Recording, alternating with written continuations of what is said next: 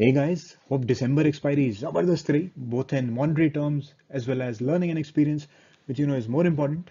हर expiry एक ना एक script तो होती है which goes against us, gives an outlier move, and which causes us to adjust and manage our positions. And December expiry, that star share was ZEEL. So I had a bearish view on ZEEL even before the day it tanked, and I had a view that it will expire around 460 to 470 levels. So when it was trading around 493.4, I initiated a put ratio by going long on the 490 put and shorting two of those 470 puts. Uh, it was initiated at a debit of 4, though the view was right, but this put ratio was not meant to sustain the fall in ZEEL that followed. So it was as if Z was just waiting for me to add that put ratio, and immediately the next day Z tanked. And due to this negative gamma structure that the put ratio had, when Z came around 470 or a little below that, that debit of 4 that I'd paid, so that turned into a minor credit. So I had a loss of around 4 to 5 rupees on that ratio. So now what I did was I closed that bear spread portion of the ratio. That is one 490 call put long, sorry, and one 470 put short.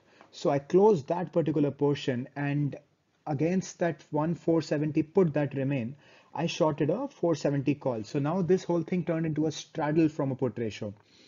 But Z kept going down. It went below 450, and at the end I thought, okay, this 470 straddle, the break even is less for the kind of volatility that ZEEL is showing.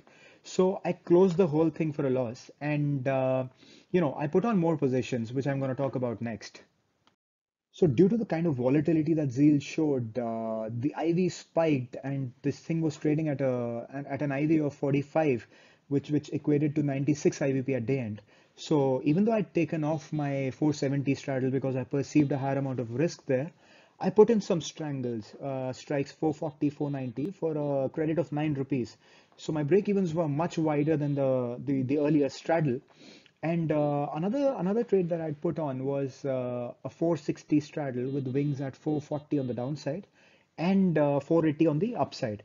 And I also shorted another call, a 500 call. I perceived there is to be pretty less on the 500 call. So this whole thing, this 20 pointer fly that I created, I got a credit of 17 rupees and the risk remained 3 rupees. So I thought it was a pretty good risk reward ratio. And so I had these two of these things, a strangle and an iron fly at the end. And in the meanwhile, while Z was going up and down and showing volatility, I did a couple of quick scalps with futures and I gained 5-6 rupees there. So the earlier loss that I had on the put ratio, that was all covered and I was in profit. And the strangles and iron flies I carried to the next day. So on 21st December, ZEEL came down and it touched 444 and very close to my short put strike at 440. Now I did not want to take much risk, and because the expiry was very near and the gamma risk was pretty high. So what I did was I chose to reduce the risk on that 440 strike by shifting it to 430.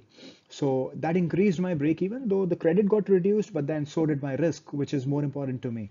And all this while, even when Z came below 440, I did nothing to the flies, no adjustment at all.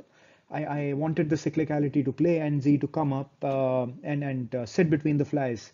So I did nothing there, just a little adjustment to the strangles on the put side. So on 26th December, finally, the voila moment came and Z bounced back up and, sat right between the short strangles and at the short strike of the iron flies.